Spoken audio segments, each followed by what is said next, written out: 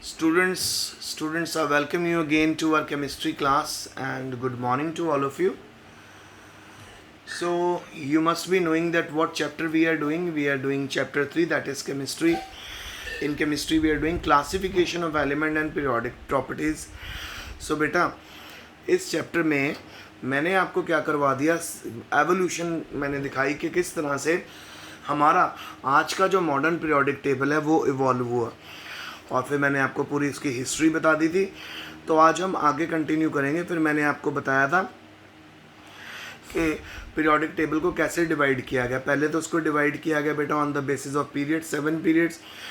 फिर उसको डिवाइड किया गया on the basis of groups, तो 18 ग्रुप्स. फिर उसको डिवाइड किया गया on the basis of blocks, तो हमारे पास S block, P block, D block, F block है. ठीक है. फिर उसके बाद इसमें लिमिटेशंस भी थी हमारे पीरियोडिक टेबल की.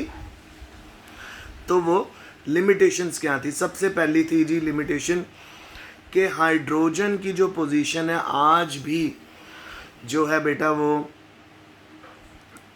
अनसर्टन है. क्योंकि अगर हम हाइड्रोजन को ग्रुप 1 में रखते हैं तो उसको हम ग्रुप 17 में भी रख सकते हैं. ऐसा क्यों?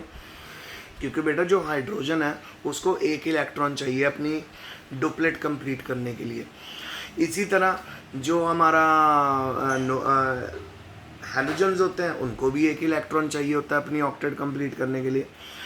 तो अभी तक इसको हम एक्सप्लेन नहीं कर पाए. ठीक है. दूसरा, जो इनर ट्रांजिशन एलिमेंट हैं उनको बेटा मेन बॉडी में नहीं रखा गया.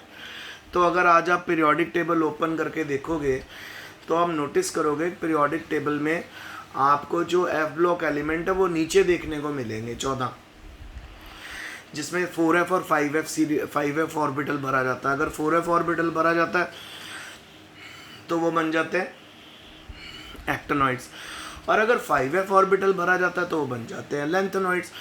सो ये भी आपको डिफरेंस देखने के लिए मिलेगा. ठीक है. सो उनको भी अभी तक पीरियोडिक टेबल में प्लेस नहीं किया गया. तो आइए अब हम आगे चलते हैं. तो अब हमारा आज का टॉपिक है कि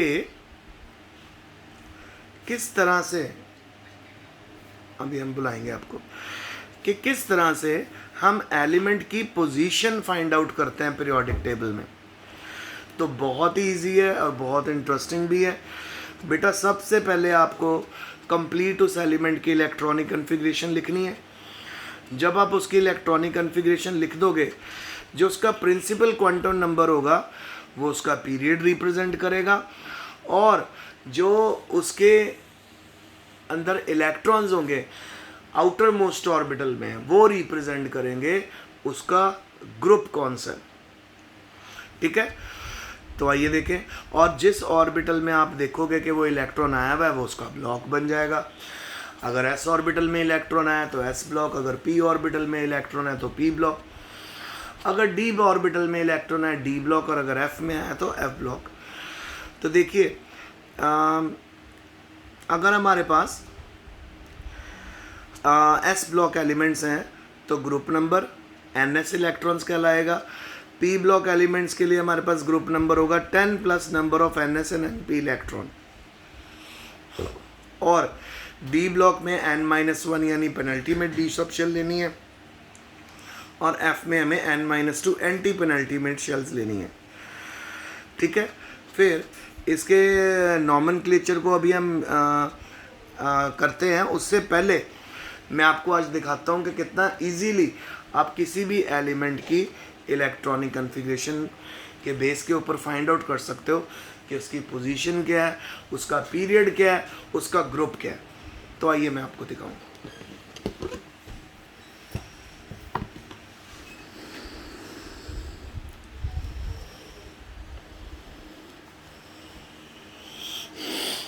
तो देखो बेटा, सबसे पहले आपको कुछ बातें याद करनी है. तो वो मैं आपके लिए एक छोटा सा टेबल यहाँ पे बना देता हूँ. सो सपोज अगर आपके पास s की पावर 1 आएगी तो वो आ जाएगा आपका ग्रुप 1. अगर s ऑर्बिटल की पावर 2 आएगी तो वो आ जाएगा ग्रुप 2. अगर आपके पास p की पावर 1 आ रही है तो वो आ जाएगा बेटा ग्रुप 13। अगर p की पावर 2 आ रही है तो ग्रुप 14। और अगर आपके पास जो लास्ट वाले ऑर्बिटल की वैल्यू आ रही है 3, p की पावर 3, तो वो हो जाएगा ग्रुप 15। अगर आपके पास लास्ट वाले ऑर्बिटल की वैल्यू आ रही है 4, तो वो हो जाएगा ग्रुप 16। और अगर आपके पास लास्ट ऑर्बिटल की वैल्यू आ रही है 5, तो वो बन जाएगा ग्रुप 17। और अगर आपके पास NP आ रहा है 6, तो वो बन जाएगा ग्रुप 18। पहले तो आप इस बात को अपने माइंड में रखना, ठीक है। NS1 है, S की आप कोई भी इलेक्ट्रॉनिक कन्फिग्रेशन लिखो, अगर उसके लास्ट ऑर्बिटल में एक इलेक्ट्रॉन आ रहा है S में तो वो ग्रुप 1 है, अगर 5 आ रहा है तो वो ग्रुप 17 है। मैं आपको भी रैंडम ऑर्डर में एग्जांपल्स करके दिखाऊंगा। हम कुछ एग्जांपल्स करते हैं ताकि आपको ग्रुप और पीरियड की पोजीशन पता चल जाए। इलेक्ट्रॉनिक कन्फिग्रेशन के बेस के ऊपर इसको फाइंड आउट करना बहुत आसान होता है बेटा, वेरी इजी। सो मैं आपको ये बताना चाहता हूँ कि बेस्ट मेथड है कि पीरियोडिक प्रॉपर्टीज़ वाला चैप्टर जैसे ही शुरू होता है पीरियोडिक टेबल को याद किया जाना शुरू कर देना चाहिए। उसके ग्रुप्स पता है याद करने, ग्रुप वाइज इसको या तो याद कर लो। जैसे आपके पास पहला ग्रुप है तो वह है lithium, sodium, potassium, rubidium, caesium, francium. अगर आपके पास लास्ट ग्रुप है 18 तो helium, neon, argon, krypton, xenon, radon. तो इस तरह से भी आपको आप याद कर सकते हो। तो ग्रुप वाइज आप याद कर लो, एटॉमिक नंबर याद कर लो, बहुत इजी रहेगा आपके लिए। तो आइए मैं आपको रैंडम ऑर्डर में एलिमेंट उठाऊंगा और हम हर एलिमेंट का ग्रुप और पीरियड ढूंढेंगे। ये मैंने आपके लिए की डाल दी है, तो करें। तो सबसे पहले बेटा नाइट्रोजन, नाइट्रोजन का एटॉमिक नंबर 7 होता है, तो 1s2 2s2 2p3। अब आप नोटिस करो बेटा कि हमें सिर्फ जो स्टडी करना है ना, बाहर वाला ऑर्बिटल स्टडी करना है ग्रुप और पीरियड फाइंड आउट करने के लिए।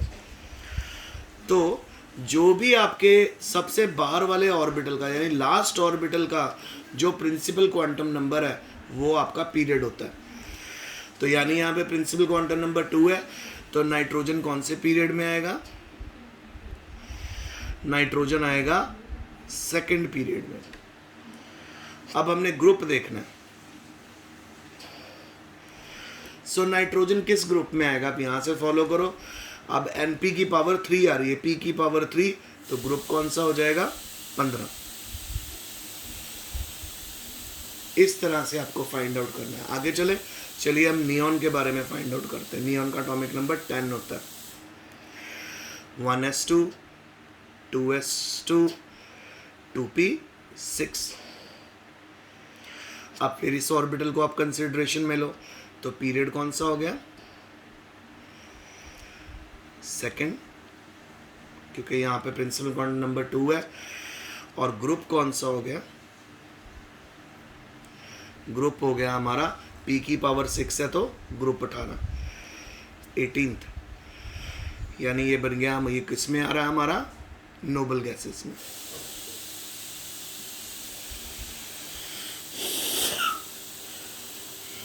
एक सेकेंड। सो ये नोबल गैसेस में आ रहा है आपका। और अगर आप कंसिडर करो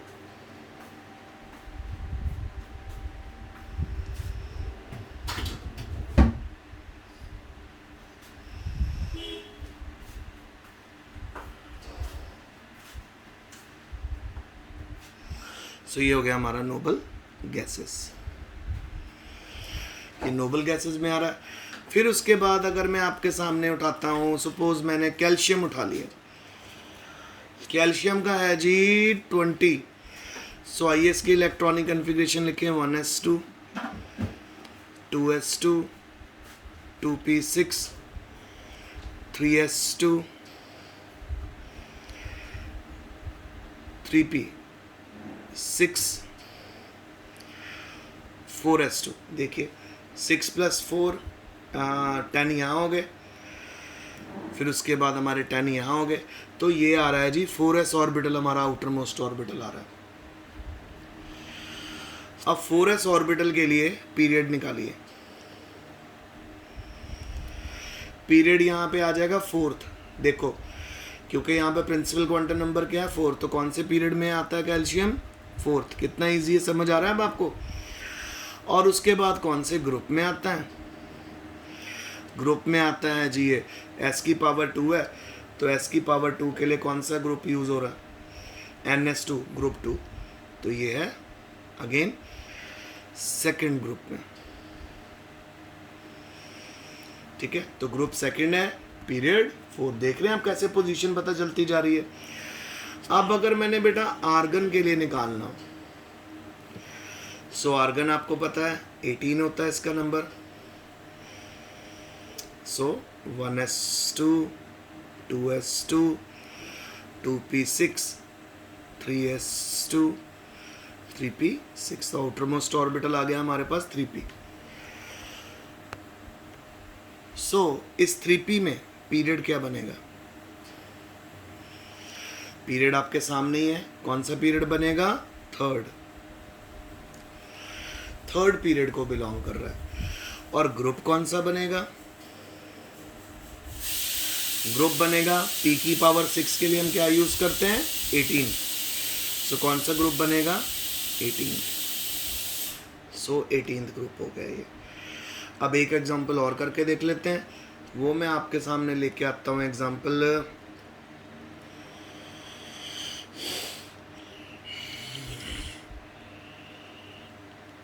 आप कर लीजिए